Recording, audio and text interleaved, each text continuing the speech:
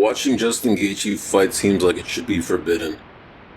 A Gaethje fight is arcane, it's profane, a pagan ritual masquerading as a sporting competition. It's as if the MMA world is offering a sacrifice to the gods of violence and bloodlust.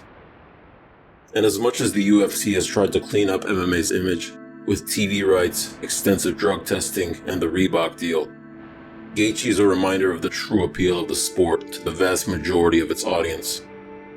The masses want to see two men hit each other really hard until one of them takes a nap, and that's what Gaethje gives them. His fights are as incomprehensible to the mind as much as they are to the senses. I mean, look at this. Gaethje lands 8.5 significant strikes per minute on average. That's significant strikes, not total strikes. Meanwhile, he absorbs 10.23 per minute. Among the other top 15 UFC lightweight fighters, only 2 get outstruck, and both of them still have a better strike differential than Justin. On a per-minute basis, Justin gets hit hard, twice more than he hits his opponent. But the more remarkable part of this is Gaethje's sheer output. No other fighter is as active as him in the cage. Out of the guys on this chart, Dustin Poirier comes the closest to Gaethje's output, landing 5.59 significant strikes per minute. But that's nearly 3 whole strikes fewer than Gaethje. For Gaethje, his unprecedented exposure to dangerous blows is a price he must pay for being able to attack at a similarly unprecedented rate. And this is where we begin to see a bit of the method behind the madness. Gaethje's output and constant pressure changes the entire nature of a fight. Gaethje treats the UFC cage as if it were the size of a phone booth.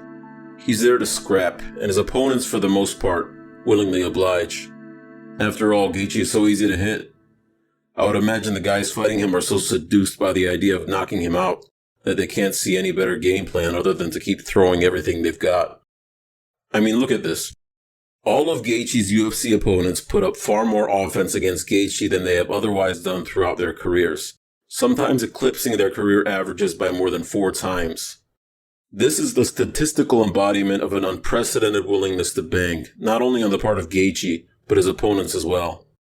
It's not just the audience who are intoxicated by the primordial violence of Gaethje.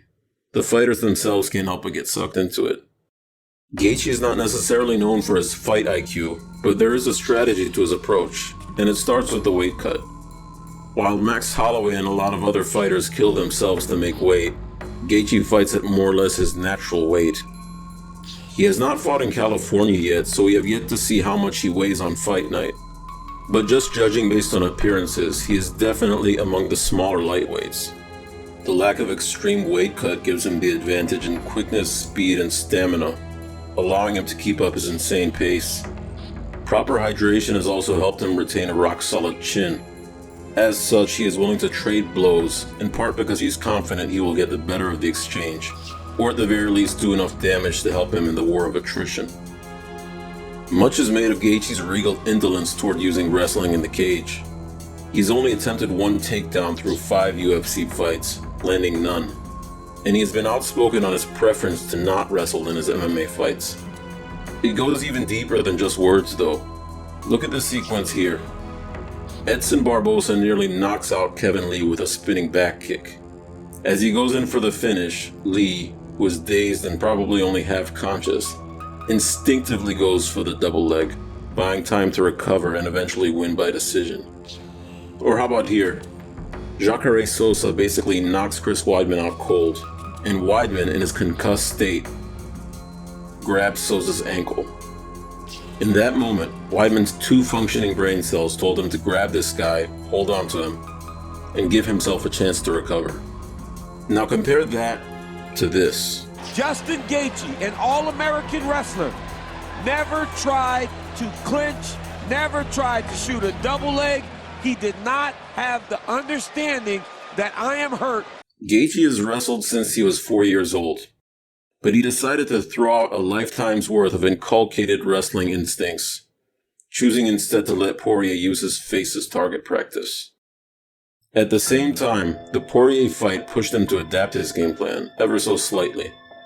And he has since shown a greater willingness to, at the very least, use some defensive wrestling. And he certainly did some good clinch work against Barbosa, taking away Barbosa's most dangerous weapon. None of this may seem particularly brilliant, and indeed he is 3-2 in the UFC, which at face value is not that impressive. But we have to step back and appreciate what Justin did in these 5 fights.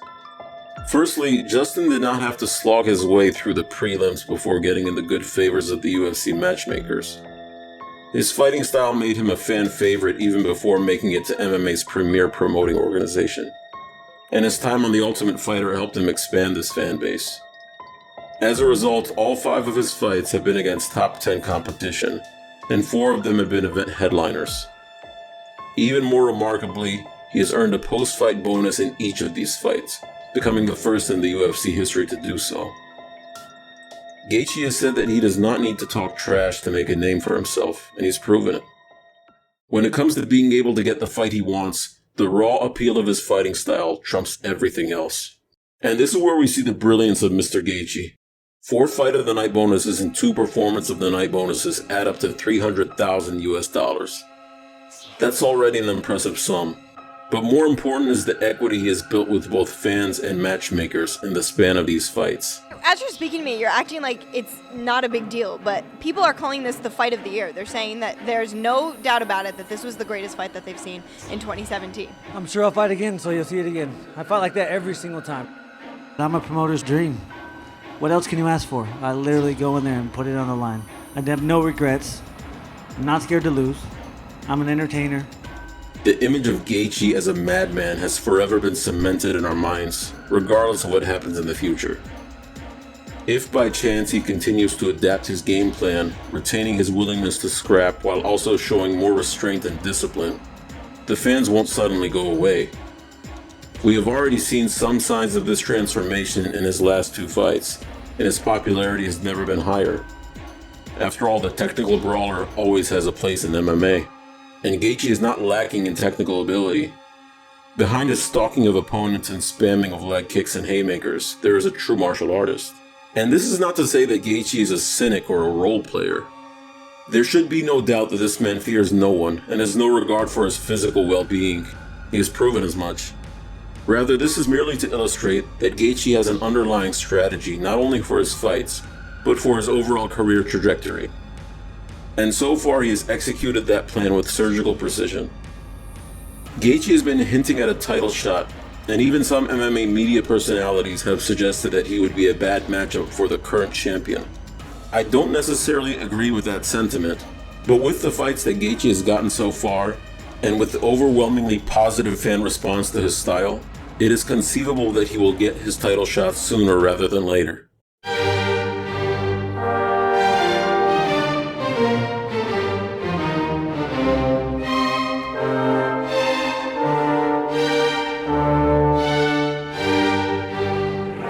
He's a tough guy. He have to change game all the time. War, I think he have to change this because I know he's good wrestler. I think he have to mix wrestling and hard punch.